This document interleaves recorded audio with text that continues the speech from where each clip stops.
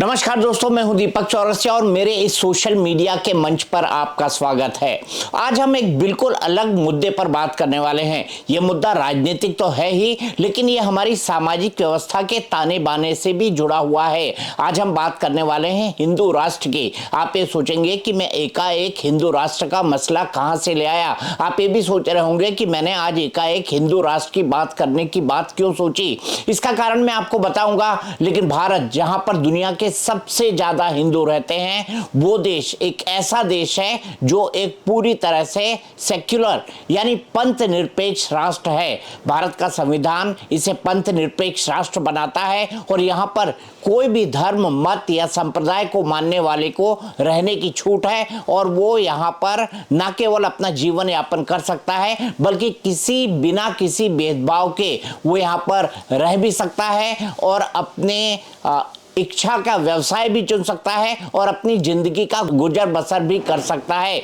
यहाँ पर किसी भी मजहब, पंथ या संप्रदाय को मानने वाले से किसी भी तरह का भेदभाव नहीं किया जाता है। यही भारत की विशेषता है और यही भारत को दुनिया का सबसे बड़ा लोकतंत्र बनाता है, क्योंकि यहाँ पर किसी भी तरह का भेदभाव नहीं है। अब सवाल ये खड़ा होता है कि हिंदू राष्ट्र की बात एकाएक कहां से आई। हिंदू राष्ट्र की बात मैं नहीं कर रहा, हिंदू राष्ट्र की बात मौलाना अरशद मदनी कर रहे हैं। वही मौलाना अरशद मदनी जो जमीयत उलेमाए हिंद के प्रमुख हैं और अपने जहर बुझे बयानों के लिए जाने जाते हैं। आज उन्होंने एक्स पर एक पोस्ट किया है। इस पोस्ट पर उन्होंने लिखा है और साफ किया है कि हिंदू राष्ट्र का सपना देखने वालों को नेपाल से सबक लेना चाहिए। उनका यह कहने का मतलब है कि नेपाल से सीखना चाहिए। आपको याद होगा, नेपाल एक जमाने में हिंदू राष्ट्र हुआ करता था, लेकिन नेपाल में अपना एक संविधान लागू है और अब उसी संविधान के हिसाब से नेपाल चलता है। मौलाना अरशद मदनी का यह भी कहना है कि वो सांप्रदायिक सोच के लोग जो भारत को हिंदू राष्ट्र बनाना चाहते हैं, वो ये नहीं जानते कि भारत की जो सबसे बड़ी शक्ति है वो यहाँ की विविधता के अंदर है, वो यहाँ की सांस्कृतिक एकता के अंदर है और वो यहाँ के सह अस्तित्व के अंदर है, जिसके बिना भारत की कल्पना नहीं की जा सकती। अब सवाल ये होता है कि मौलाना अरशद मदनी ने इस हिंदू राष्ट्र की बात क्यों कर दी और सवाल ये भी उठा दिया कि उन्होंने नेपाल से सबक लेने की बात क्यों की। दरअसल खामख्वाह उन्होंने एक्स पर एक पोस्ट किया है, लेकिन एक्स पर उनका यह पोस्ट किसी जहर बुझे तीर की तरह है, क्योंकि हाल ही के दिनों में हिंदू राष्ट्र की बात किसी भी जिम्मेदार संगठन के तरफ से नहीं आई है। हम जानते हैं भारत कभी हिंदू राष्ट्र नहीं बन सकता। हम ये भी जानते हैं कि भारत का संविधान जो है वो सर्वोपरि है और भारत के संविधान को यहाँ पर गीता और बाइबल की तरह पूजा जाता है, कुरान की तरह पूजा जाता है और इसी के चलते भारत इतनी सारी विविधताओं के बाद भी एकता वाला देश बना हुआ है। अब अरशद मदनी क्या कहते हैं?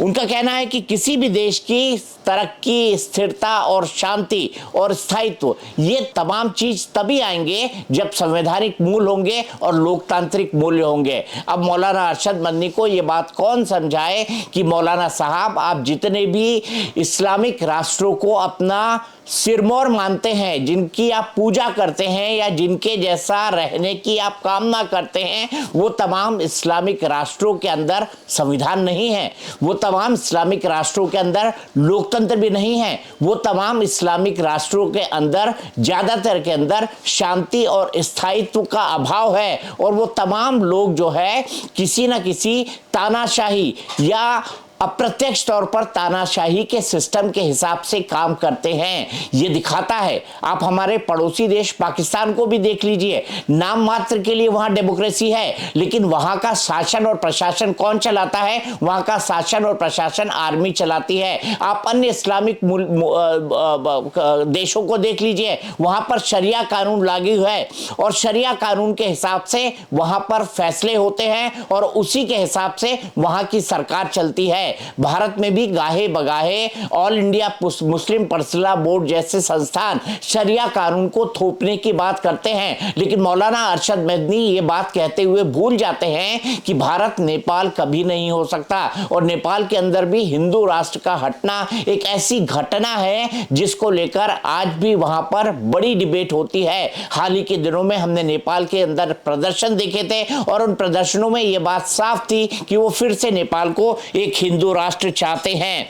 उनका यह भी कहना है कि जब भी किसी देश पर, मौलाना अरशद बद्री का यह भी कहना है कि जब भी किसी देश पर एक विचारधारा को थोपने की कोशिश की गई है, तब वो देश जो है वो अपने मूल सिद्धांत से या अपने रास्ते से भटका है, और जब वो रास्ते से भटका है तो उसके सामने कई तरह की दिक्कतें पेश आई है। मौलाना अरशद बद्री का यह भी कहना है कि सांप्रदायिक सोच वाले लोग भारत को एक हिंदू राष्ट्र बनाना चाहते हैं, लेकिन वो इस हिंदू राष्ट्र के बनाने के अपने मंसूबों में कभी कामयाब नहीं होंगे। लेकिन मैं मौलाना अरशद बद्री को ये कह सकता हूं कि इक्का दुक्का लोग ये बात जरूर करते हो, लेकिन वो भी ये कहते हैं कि भारत तो अपने आप में एक हिंदू राष्ट्र है, क्योंकि यहां पर हिंदुओं की आबादी दुनिया में सबसे ज्यादा है। और मैं आपको ये भी बड़े दावे के साथ कह सकता हूं कि भारत धर्मनिरपेक्ष या पंथ निरपेक्ष तभी तक है जब तक भारत में हिंदुओं की आबादी मेजॉरिटी में होगी। अगर कोई दूसरा धर्म और खास तौर से इस्लाम अगर मेजॉरिटी में आ जाएगा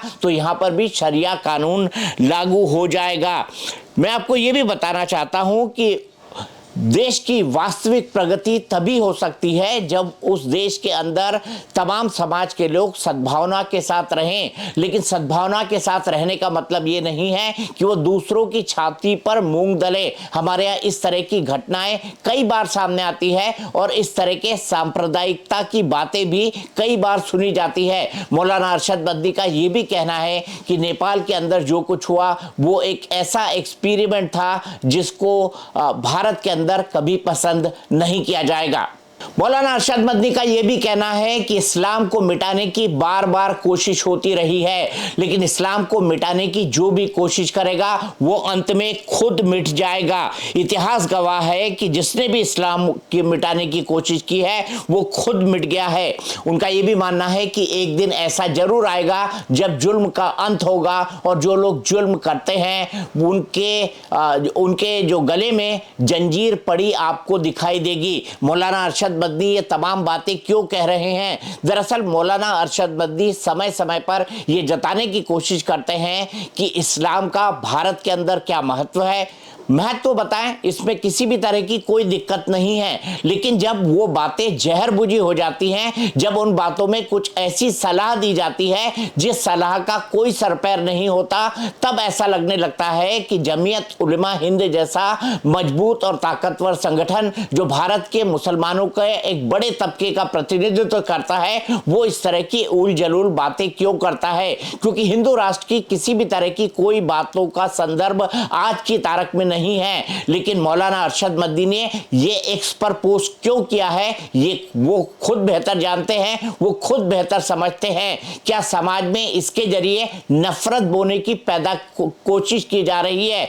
क्योंकि हमारे यहाँ यही माना जाता है कि भारत अपने आप में एक परिपूर्ण एक ऐसा राष्ट्र है जिसे हिंदू माना जा सकता है, क्योंकि यहाँ पर बहुतायत हिंदू लोग रहते हैं। लेकिन भारत का संविधान उस अपने आप को हिंदू राष्ट्र कहे या भारत के संविधान में बदलाव करके उसे हिंदू राष्ट्र लिखा जाए, ऐसी परिकल्पना भारत की लगभग सभी पॉलिटिकल पार्टीज ने आज तक नहीं की है। कुछ एक संगठन हाँ ऐसी बातें जरूर करते हैं, लेकिन मेरा ये मानना है कि वो संगठन बहुत ज्यादा मेन स्ट्रीम में नहीं है। वो संगठन और वो लोग हाशिए में हैं। ऐसे में हिंदू राष्ट्र की बातों को लेकर इस तरह की जहर बुझी बातें करना मुझे कतई लॉजिकल नहीं लगता। अब आप ये जानना चाहते होंगे कि ये मौलाना अरशद बद्री कौन है। दरअसल मौलाना अरशद बद्री मौलाना महमूद बद्री जो कि पहले जमीयत उलेमा हिंद के अध्यक्ष थे, उनके भाई लगते हैं, चचेरे भाई लगते हैं, उनके बड़े भाई हैं। मौलाना अरशद बद्री जो है वो दारुल उलूम देवबंद जो शिक्षण संस्थान है जहां पर इस्लामिक टीचिंग्स दी जाती है, उसके प्रिंसिपल भी हैं। 8 साल की उम्र में उन्होंने कुरान को रट लिया था। उसके बाद उन्होंने अरबी और फारसी पढ़ी। उसके बाद मदीना में जाकर उन्होंने इस्लामिक विचारों का अध्ययन किया और आज की तारीख में भारत के सबसे बड़े इस्लामिक स्कॉलरों में से एक माने जाते हैं। लेकिन समय समय पर वो ऐसे बयान देते हैं जिसको लेकर विवाद खड़ा हो जाता है और जिसको लेकर कई बार जो है न केवल विवाद खड़ा हुआ है बल्कि मौलाना अरशद बद्री को आलोचनाओं का भी सामना करना पड़ा है।